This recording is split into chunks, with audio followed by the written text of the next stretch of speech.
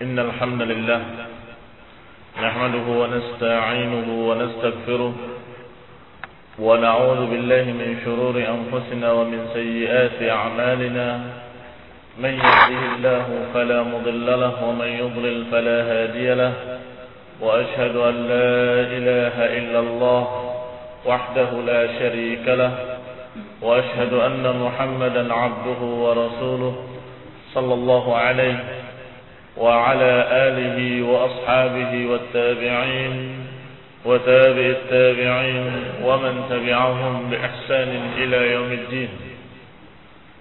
يا أيها الذين آمنوا اتقوا الله حق تقاته ولا تموتن إلا وأنتم مسلمون.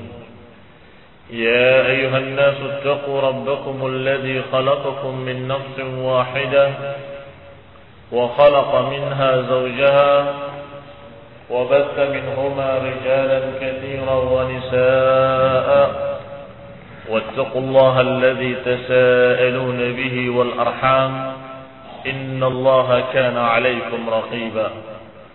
يا أيها الذين آمنوا اتقوا الله وقولوا قولا سديدا يصلح لكم أعمالكم ويغفر لكم ذنوبكم ومن يطع الله ورسوله فقد فاز فوزا عظيما.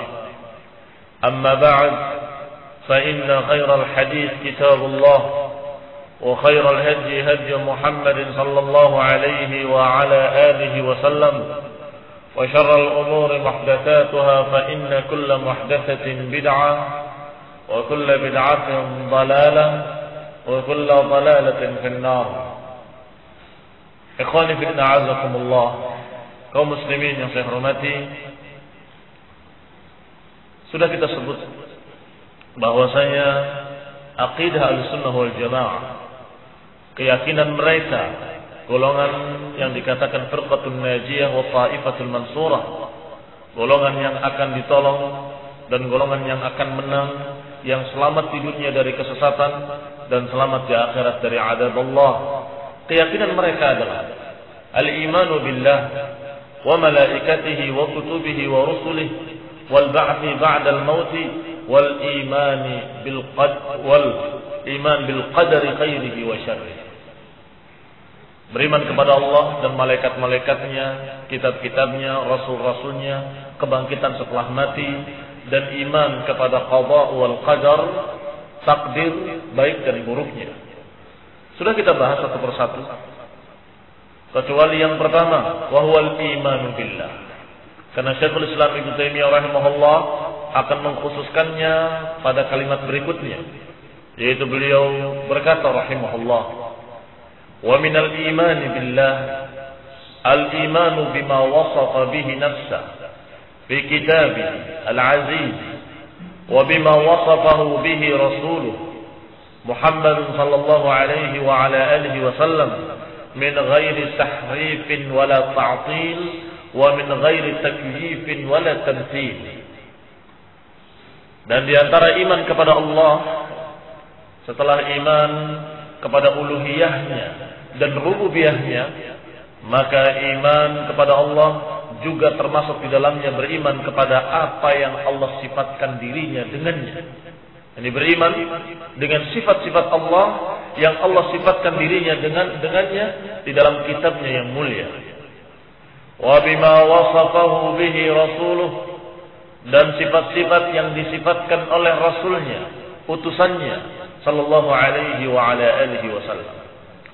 Min ghairi tahrif, tanpa menyelewengkan maknanya, wala ta'til, tanpa menolak maknanya, wa min ghairi takyif, tanpa mempertanyakan kayak apa dan seperti apa, wala tamthil, dan tidak pula menyamakannya dengan makhluk. Ini termasuk iman kepada Allah Subhanahu wa taala. Berarti beriman kepada Allah, pertama beriman kepada uluhiyahnya, bahwa Allah adalah satu-satunya yang berhak diibadah. Sehingga seorang yang masuk ke dalam Islam harus mengikrarkan kalimat la ilaha illallah. Tidak ada yang berhak diibadahi kecuali Allah. Yang konsekuensinya tidak beribadah kecuali kepada Allah, tidak menyekutukannya dengan sesuatu apapun.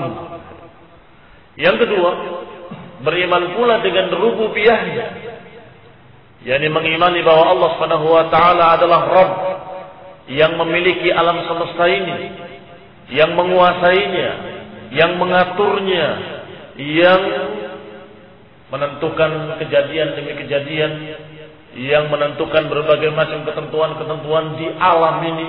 Itu adalah Allah Subhanahu wa taala.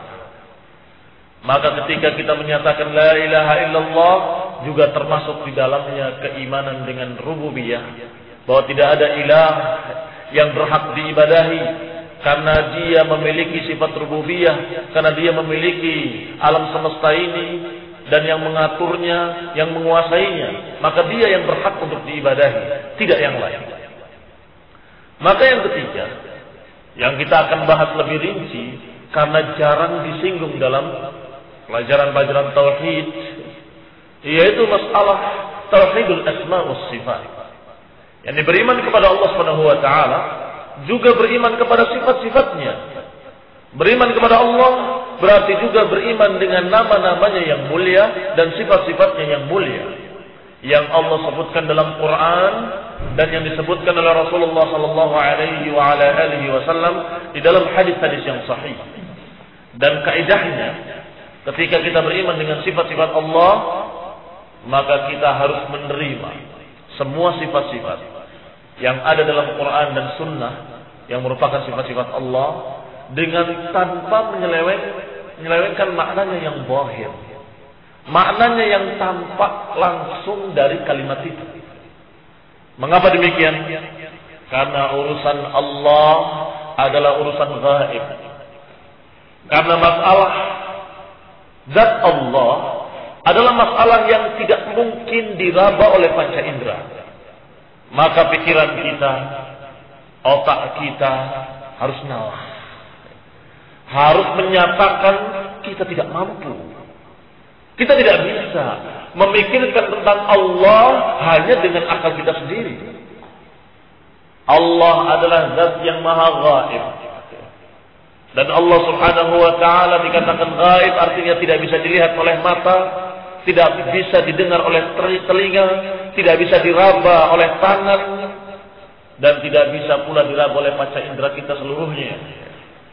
Berarti pengenalan terhadap Allah, ma'rifatullah, hanya melalui dua jalan saja, hanya melalui dua sumber, Al-Quran dan hadis yang sahih.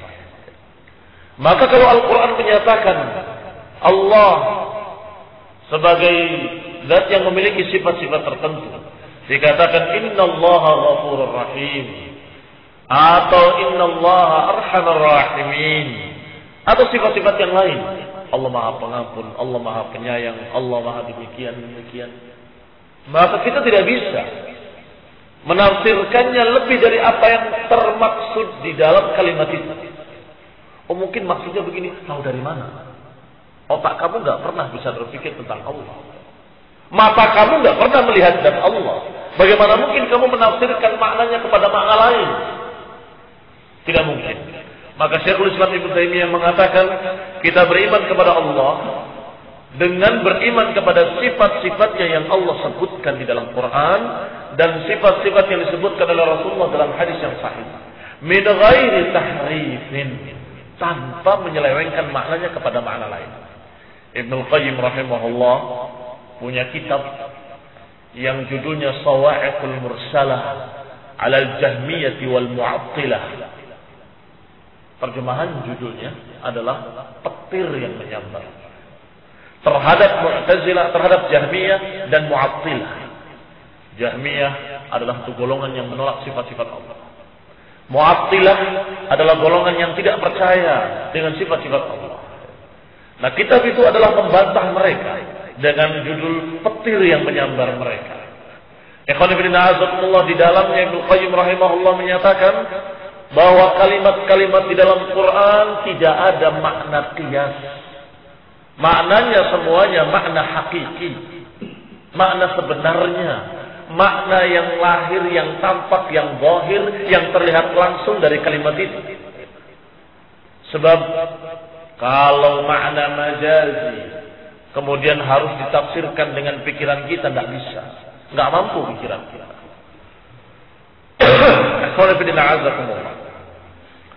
Kaidah kedua, tidak boleh kita menolaknya, harus menerima seluruhnya. Jangan menerima sebagian, menolak sebagian. Kalau Allah Ghafurur Rahim, kita percaya. Kalau Allah dikatakan sebagai Halim, kita percaya. Kalau Allah Subhanahu wa taala dikatakan Al-Azizul Jabbarul Mutakabbir, kita percaya. Tapi kalau dikatakan Allah punya tangan, masa Allah punya tangan? Saya tidak bisa menerima. Ini berarti menolak, ta'til. Kenapa pilih-pilih? Kenapa yang ini dipercaya, yang ini tidak dipercaya? Alasannya, kalau tangan kan nanti sama dengan kita. Loh, kalau Allah Sami'un Alim, Allah Maha mendengar, Maha mengetahui. Apakah bukan sama juga? Allah mendengar, kita mendengar. Oh enggak, kalau Allah Subhanahu wa taala Maha pendengar, kalau pendengaran kita terbatas. Ya kenapa tidak kamu jawab seperti itu pula pada masalah tangan?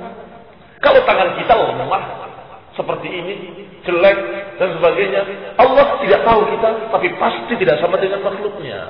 Tangannya sesuai dengan kemuliaannya, tangannya sesuai dengan ketinggiannya, sesuai dengan kedudukan yang maha mulia. Seperti apa? Tidak pernah tahu dan kita tidak tahu sekarang ini. Kita dalam keadaan tidak melihatnya dengan mata, maka bagaimana mungkin akan menerangkan tangannya seperti apa? Yang wajib diyakini bahwa tangannya pasti tidak sama dengan tangan makhluk. Karena Allah Subhanahu wa taala menyatakan laisa kamitslihi syai'. Berarti kaidah ketiga adalah wala tamtsil. Tidak menyamakannya dengan makhluk. Walaupun ahlu sunnah beriman bahwa Allah punya tangan, Allah punya mata, tetapi tetap menyatakan tangan Allah tidak seperti tangan makhluk. Mata Allah tidak seperti mata makhluk. Kenapa ahlu sunnah meyakini Allah memiliki mata dan memiliki tangan? Karena Allah menyebutkan dalam Quran dan Nabi menyebutkan dalam hadis yang sahih. Allah menyatakan dengan kalimat la aqadna bil yamin, sungguh aku akan pegang dengan kananku, dengan tangan kananku. Kalimat yang jelas dengan kalimat yad lebih banyak lagi. Yadullah fawqa aydihim, tangan Allah di atas tangan mereka. Tapi itu maksudnya bukan tangan seperti, ya jelas bukan seperti kamu, tapi tangan. Jangan ditafsirkan dengan kalimat lain. Karena Al-Quran bilang tangan, maka kita pun menyatakan tangan. Apakah salah kalau kita menyebutkan seperti yang Allah sebutkan? Apakah keliru kalau kita mengucapkan kalimat yang dipakai dalam Quran? Jelas hak, jelas benar, karena itu kalimat yang dipakai dalam Quran. Sedangkan kalian yang menafsirkannya kepada makna lain, maksudnya kekuasaan Allah di atas kekuasaan mereka. Itu dari mana? Apakah punya sandaran? Rasulullah mengatakan maksudnya tangan begini dan begitu. Hadisnya Bukhari Muslim. Apa ada? Tidak pernah ada keterangannya seperti itu. Berarti itu tebakan. Iya. Takharrusan wa dhannan, hanya perkiraan dan prasangka. Mungkin maksudnya ini, mungkin maksudnya itu. Urusan agama nggak bisa pakai mungkin-mungkin. Kepastian. Al-Quran menyatakan dengan tegas seperti itu. Demikian pula ketika Allah menyatakan innaka bi'ayunina, sesungguhnya engkau di bawah pengawasan mata-mata kami, kata Allah. Mau ditafsirkan apa? Oh, mata itu maksudnya. Kenapa harus ditafsirkan? Kenapa harus diselewengkan maknanya kepada makna lain? Padahal kalimatnya telah jelas. Yang kata para ulama tafsiruha qira'atuha, tafsirnya adalah membacanya. Ikhwan fillah azakumullah. Kaidah yang keempat adalah bila takyif, tanpa takyif, tanpa mempertanyakan kayak apa atau seperti apa. Karena memang dalam beriman kepada Allah atau berbicara tentang zat Allah, kita tidak mungkin bisa bertanya kepada siapapun kecuali kepada Quran dan Sunnah. Tidak bisa kita membayangkan sendiri kayak apa ya tangannya, seperti apa matanya, tidak bisa. Kalau memaksakan diri, imma gila atau stres, atau dia sesat. Dan gila lebih baik daripada sesat. Kalau gila rufi'al qalam, pena diangkat dan dia tidak dicatat perbuatan-perbuatannya. Tetapi kalau dia sesat, maka dia finnar. Berarti dia termasuk orang-orang yang dhalin, orang-orang yang sesat. Syekh Muhammad Khalil Harras menerangkan ucapan Syekhul Islam Ibnu Taimiyah ini. Dia berkata, "Hada syuru'un fit tafsil ba'da al-ijma'." Ucapan Syekhul Islam ini adalah rincian setelah penyebutan global di awal. Imanu billah wa malaikatihi wa kutubihi secara global. Kemudian beliau memulainya untuk merincikan tentang iman kepada Allah. Sedangkan kalimat min wa minal iman itu litab'id. Apa maknanya tab'id? Untuk menunjukkan sebagian. Sehingga kalau diterjemahkan bukan dari terjemahannya min di sini. Terjemahannya adalah di antaranya. Karena sebagian menunjukkan bahwa yang namanya iman billah bukan cuma ini. Iman kepada Allah bukan cuma iman kepada sifat-sifatnya saja, tapi juga iman dengan uluhiyah dan rububiyahnya. Maka di sini dikatakan wa minal imani billah, dan di antara beriman kepada Allah adalah beriman kepada sifat-sifatnya. Maka maknanya adalah bahwa ahlu sunnah wal jamaah ketika beriman kepada Allah, maka mereka beriman juga kepada sifat-sifatnya. Dan ini adalah a'zamul usuli wa asasiha. Dan iman kepada Allah ini adalah prinsip-prinsip yang paling utamanya. Dasar-dasar pokok agama ini, yaitu iman kepada Allah. Annahum yu'minuna bima wasafa bihi nafsa. Dan termasuk iman kepada Allah adalah beriman pula kepada sifat-sifatnya. Min ghairi tahrifin. يعني التحريف متعلق بالإيمان قبله يعني أنهم يؤمنون بالصفات الإلهية على هذا الوجه الخالي من كل هذه المعاني الباطلة إثباتا بلا تمثيل تنزيها بلا تعطيل. يعني beriman kepada Allah Subhanahu wa taala min ghairi tahrif, maknanya adalah beriman kepada sifat-sifatnya dengan cara dia tidak menolaknya dan dia tidak menyelewengkan maknanya. Diistilahkan oleh para ulama dengan kalimat tathbitan bila tamthil wa tanzihan bila ta'til. Apa tathbitan bila tamthil? Menetapkan sifat tanpa menyamakan dengan makhluk. Dan mensucikan Allah tanpa menolak sifat. Ini kalimat untuk menerangkan dan meluruskan orang-orang yang sesat, orang-orang yang salah paham. Karena sebagian mereka menetapkan sifat dengan cara menyamakan dengan makhluk. Kalau tidak menyamakan dengan makhluk, merasa belum menetapkan sifat. Allah itu punya tangan seperti kita. Baru itu menetapkan namanya. Padahal keliru. Kalau menetapkan sifat, jangan menyamakan dengan makhluk. Allah memiliki tangan dan tidak sama dengan makhluk. Maka para ulama membimbing masyarakat muslimin. Ingat, tetapkan sifat Allah, yakini sifat Allah tanpa menyamakannya dengan makhluk. Itsbatan bila tamthil. Wa tanzihan bila ta'til. Dan sebaliknya, mensucikan Allah dengan tidak menolak sifat. Ini pun meluruskan kesalahpahaman sebagian kaum muslimin yang mengira kalau mensucikan Allah itu dengan menolak sifat. Kita membela dan mensucikan Allah. Allah tidak mungkin sama dengan makhluk. Allah tidak mungkin sama dengan kita. Jadi Allah tidak mungkin punya mata, tidak mungkin punya tangan, tidak mungkin berbicara, tidak mungkin ditolak semua sifat-sifat Allah. Alasannya apa? Tanzih. Alasannya mensucikan Allah, membersihkan Allah dari kejelekan-kejelekan. Boleh, bahkan wajib hukumnya mensucikan Allah.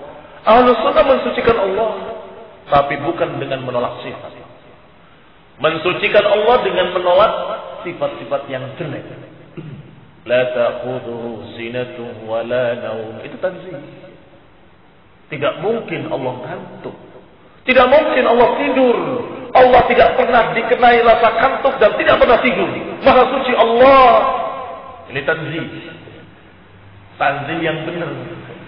Tapi kalau tanzih dengan menolak-nolak sifat yang disebutkan dalam Quran, sifat-sifat Allah yang mulia yang ada dalam hadis, maka ini berarti orang yang salah paham dan menyimpang dari jalan yang lurus. Maka kita katakan seperti ucapan para ulama, tetapkan sifat-sifat Allah, tapi jangan menyamakan dengan makhluk. Dan sucikan Allah dari sifat-sifat yang jelek, tapi jangan menolak sifat-sifat yang tersebut dalam Quran dan Sunnah. Wa tahrif fil asl ma'khudun min qawlihim. Kalimat tahrif ini diambil dari ucapan harrafa yuharrifu. Kalau ada seorang yang mengatakan harraftu syai', maknanya adalah merubah dari keadaan semula. Itu tahrif. Dia memindahkan lemari ke sini. Maka dia dikatakan harrafa syai'an. Memindahkan, merubah sesuatu. Idza dikatakan kalau engkau memindahkan sesuatu atau merubah sesuatu, dikatakan harrafta syai'an. Engkau telah mentahrif sesuatu. Berarti apa makna tahrif?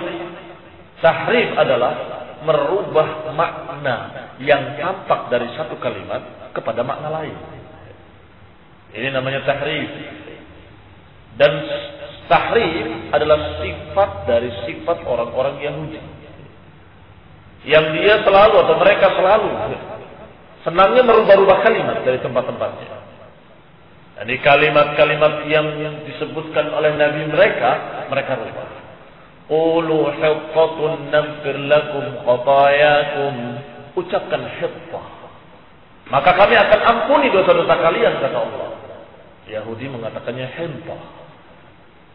Diplesetkan oleh dia, ditahrif. Bukan hittah tapi hittah. Hittah itu gandum. Jadi memperolok-olokkan dan menyelewengkan makna, menyelewengkan kalimat-kalimat.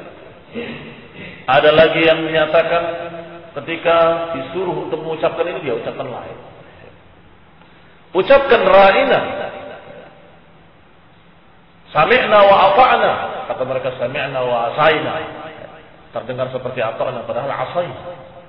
Asayna artinya kami menolak, kami bermaksiat. Disuruh mengucapkan sami'na wa ata'na, dia ucapkan sami'na wa asayna.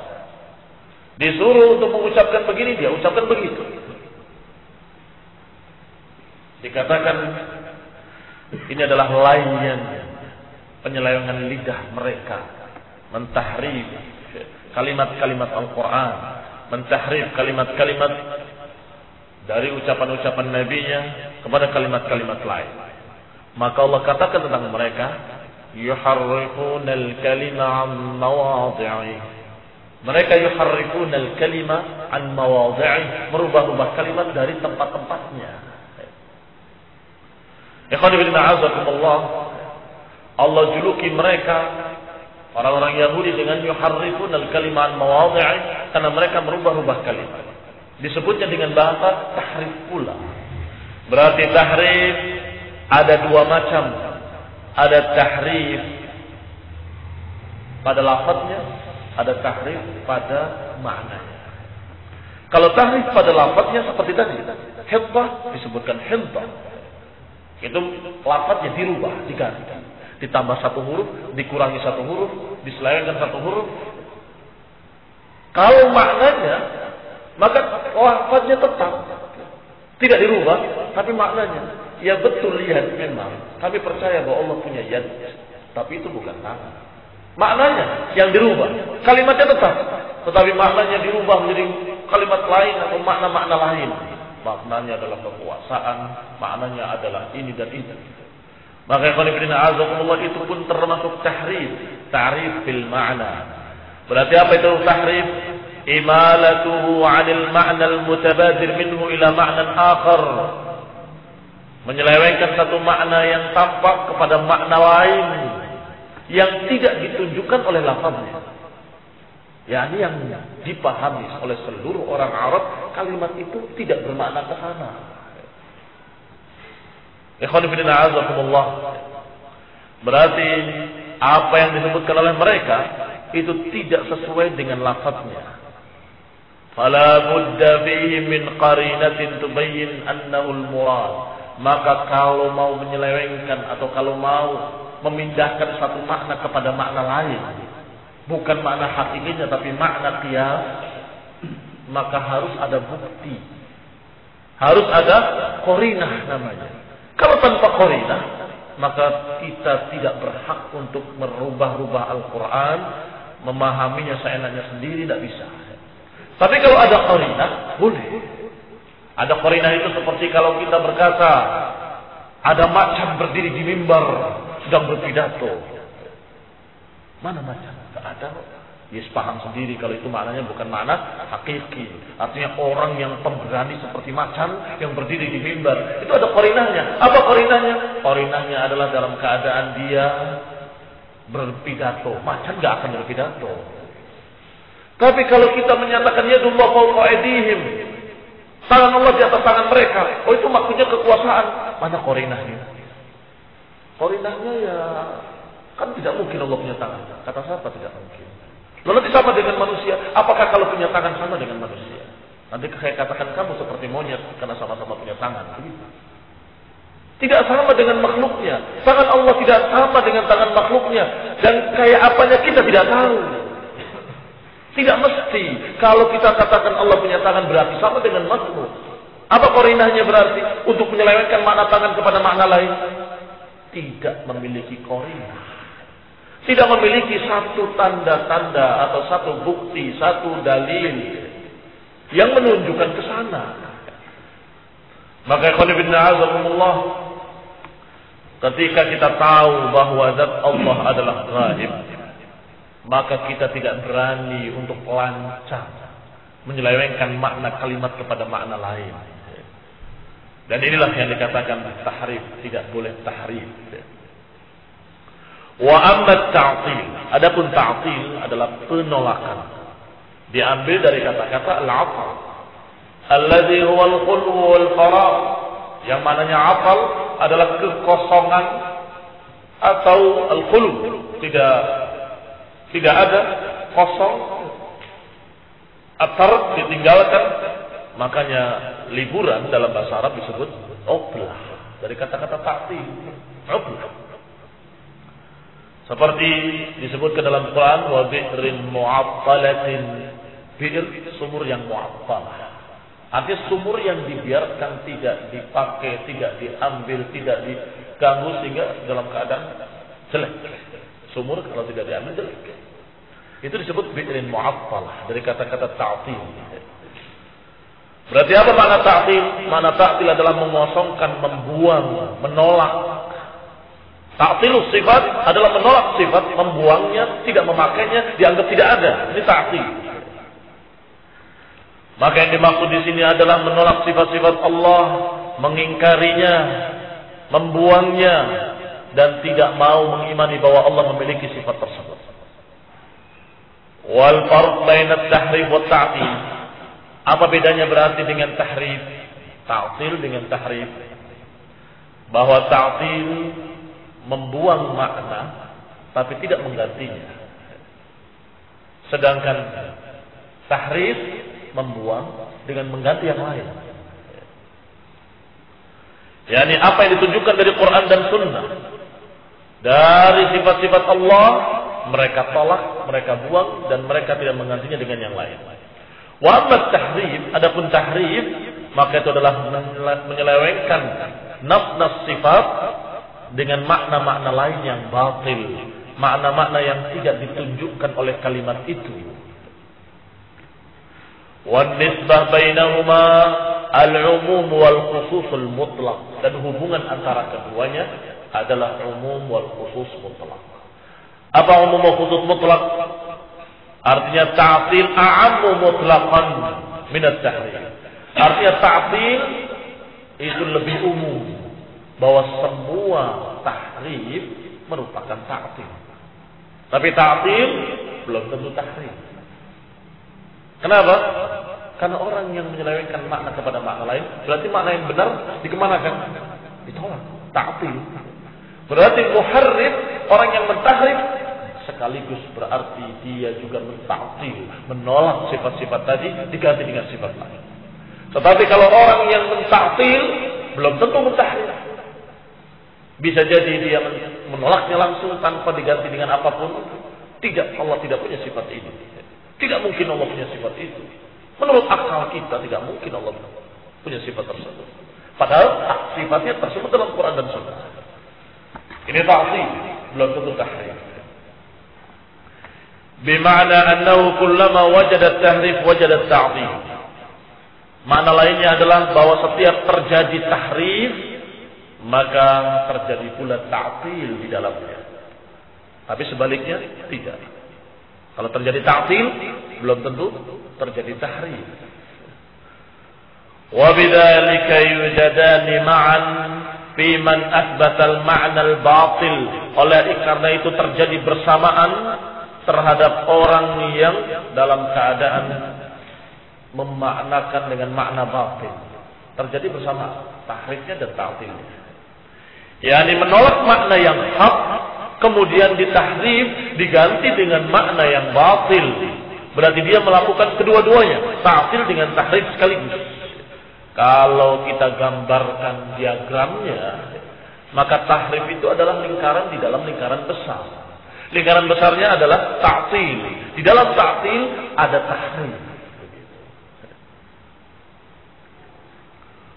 Qala wa za'ama anna zahiraha ghaira murad walakinahu lam yu'ayyin laha ma'nan akhar wa huwa yusammunahu bit-tafwid. Ada pula yang menolak tetapi tidak mentahrifnya, melainkan hanya menyatakan pokoknya tidak tahu. Ini tidak ada dan tidak dianggap.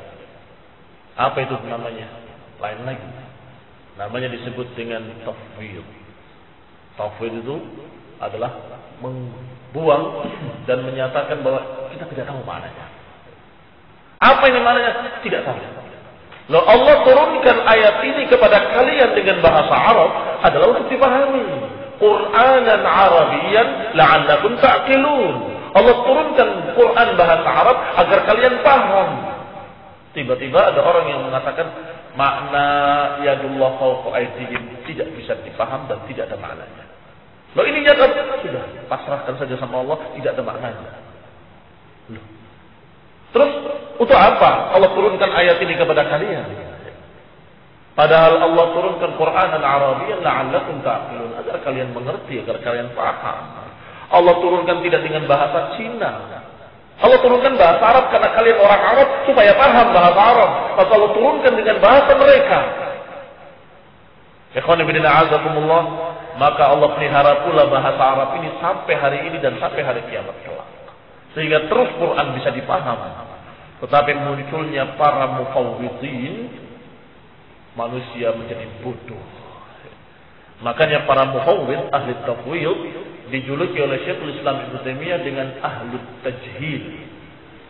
Kelompok pembodoh. Kelompok yang membuat bodoh masyarakat. Ini maknanya kalimatnya tidak tahu. Bilang tidak ada maknanya. Yang ini juga sama. Ini maknanya tidak dipaham, serahkan pada Allah. Ini maknanya nufawwidhu ilallah. Kita serahkan pada Allah, kita tidak menerjemahkan, kita tidak menafsirkan, kita tidak tahu maknanya. Dan terus untuk apa di Quran diturunkan dengan bahasa Arab? Itu ahlu tajhil namanya, membuat bodoh. Lihat kalimatnya secara bahasa Arab, iman.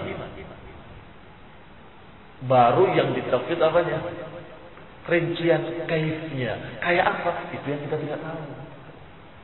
Kalau makna zahirnya, makna yang tampak dari kalimatnya, jelas bahasa Arab itu bisa diterjemahkan dan bisa dipahami oleh para sahabat, oleh para tabi'in, oleh para tabi'in tabi'in, oleh para ulama, oleh para mufassirin.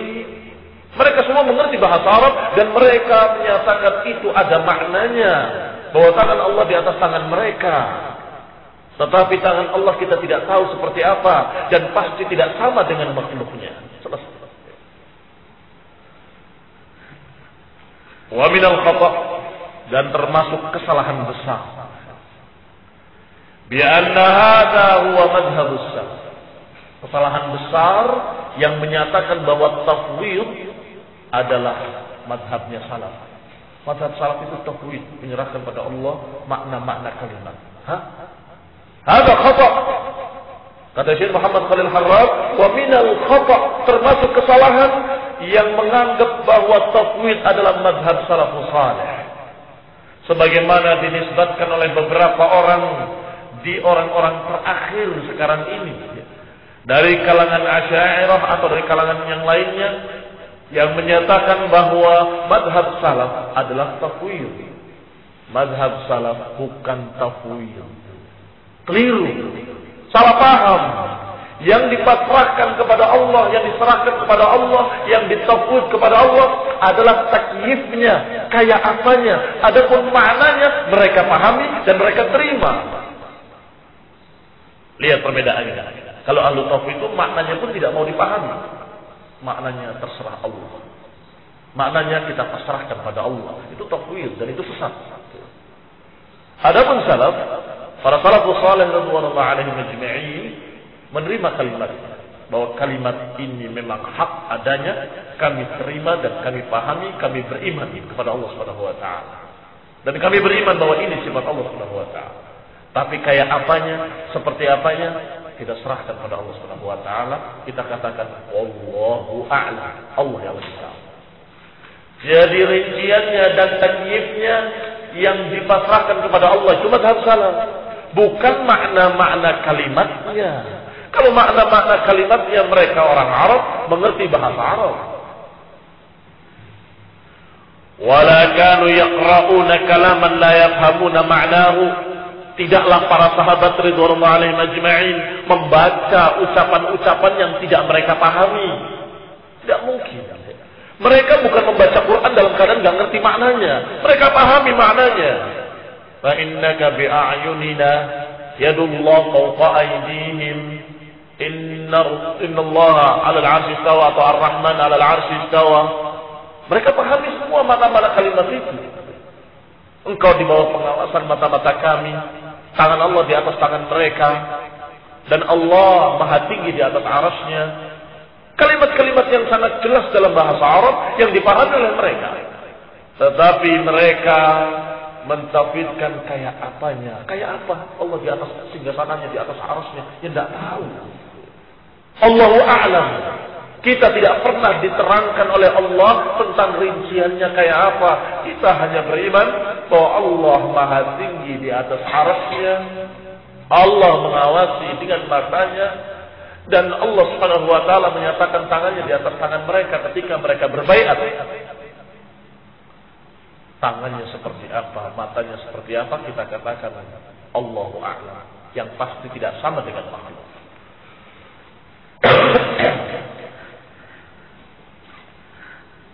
Sebagaimana yang terjadi pada Imam Malik rahimahullah ketika sedang menyampaikan kajian masalah aqidah asma wa sifat, ada orang yang bertanya, bagaimana istiwanya Allah di atas arasnya? Bagaimana istiwanya Allah di atas arasnya? Maka beliau menjawab, al-istiwa'u ma'lum. Kalimat istiwa sudah diketahui. Karena itu bahasa Arab. Sudah dipahami. Apa istiwa? Kalau kita orang Indonesia barangkali tidak perlu terjemahkan. Istawa adalah di atas sesuatu. Di atas sesuatu. Maha tinggi di atas sesuatu. Makanya orang-orang Arab, orang-orang Badui, kalau melihat seseorang sudah ada di atas kudanya, kemudian ditanya, aina fulan? Maka dia menjawab, qad istawa ala rahilatihi. Dia telah istiwa di atas rahilahnya. Ini makna kalimat istawa. Tetapi tentunya Allah di atas arasnya tidak seperti orang itu di atas kudanya. Dan juga maknanya tidak mesti maknanya menunggangi, bukan. Sebab di atas sesuatu tidak mesti begitu. Orang duduk di atas sesuatu juga dikatakan dia telah istawa di atas sesuatu. Orang berdiri juga begitu. Sehingga jangan dirincikan. Bagaimana Allah di atas arasnya? Tidak tahu. Ikhwan fillah a'azakumullah. Berarti apa yang kita imani dan apa yang kita pahami dari kalimat Ar-Rahmanu 'alal 'arsy istawa? Yang kita imani bahwa Allah memiliki sifat ulu, memiliki sifat maha tinggi. Dan itu disebut dalam ayat puluhan ayat, ratusan ayat yang menyatakan bahwa Allah Maha tinggi. Maka kita yakin Allah Subhanahu wa taala Maha tinggi di atas arsy-Nya, bukan di sini, bukan bersama kita di sini, enggak. Tidak menyatu dengan makhluknya. Allah Maha tinggi di atas arsy-Nya. Itu yang dipahami dari Ar-Rahman 'alal 'arsy istawa. Adapun kayak apanya, apakah duduk, apakah berdiri, apakah bersila, siapa yang menerjemahkan bersila salah. Salah terjemahannya. Karena kalimat istiwa adalah Maha tinggi di atas arsy-Nya. Bagaimana keadaannya tidak tahu. Bagaimana bentuknya, bagaimana caranya, wallahu taala a'lam. Allah yang lebih tahu. Allah tidak menerangkan rinciannya kepada kita. Allah hanya menerangkan globalnya bahwa Allah Maha tinggi di atas arsy-Nya. Selesai. Maka dijawab oleh Imam Malik, al-istiwa ma'lum. Kalimat istiwa sudah dipahami. Wal kaifu majhul, sedangkan kayak apanya tidak bisa diketahui karena tidak diterangkan oleh Allah dan karena Allah ghaib. Wal imanu bihi wajib, dan iman kepadanya adalah wajib. Jadi iman bahwa Allah Maha tinggi di atas arsy-Nya itu wajib kita imani. Was-su'alu anhu bid'ah, dan pertanyaan tentang kayak apanya itu pertanyaan bid'ah. Kok ada pertanyaan yang bid'ah? Padahal bukankah bertanya itu bebas? Tidak salah orang bertanya. Ada yang salah. Kalau bertanya sesuatu yang tidak mungkin dijawab, maka itu adalah pertanyaan yang salah. Ustaz, hari kiamat kapan? Goblok kamu. Siapa yang tahu tentang hari kiamat? Terus kayak apa Allah di atas arsy-Nya? Siapa yang tahu? Zatnya Allah kita nggak tahu. Apalagi bagaimana di atas arsy-Nya. Tangannya kayak apa? Apalagi tangannya. Zat Allah kita tidak pernah lihat. Maka yang kita tahu hanya sifat-sifat yang tersebut dalam Quran dan Sunnah. Selebihnya kita tidak tahu. Maka dikatakan su'alu anhu bid'ah. Pertanyaan kayak apa? Seperti apa? Ini adalah pertanyaan bid'ah yang tidak pernah ditanyakan oleh para sahabat, tidak oleh tabi'in, tidak oleh tabi'in. Tidak bertanyanya mereka bukan karena lupa. Tidak bertanyanya mereka bukan karena mereka bodoh. Tidak bertanyanya mereka justru karena mereka cerdas. Urusan ini adalah urusan gaib. Maka apa yang disampaikan kepada kita tidak kita terima. Apa yang disampaikan kepada kita kita imani. Dan apa yang tidak disampaikan kita katakan kita tidak tahu. Saya tidak tahu dan itu adalah gaib. Demikian ya qanifidina azakumullah apa yang bisa kita sampaikan sekarang ini pada kajian ini. Semoga Allah Subhanahu wa taala memberikan manfaat dan memberikan semangat kita untuk mengkaji ilmu tauhid lebih tinggi lagi. Amin wa sallallahu ala Muhammadin wa ala alihi wa ashabihi wa sallama tasliman katsira. Subhanakallahumma wa bihamdika la ilaha illa anta astaghfiruka wa atubu ilaik.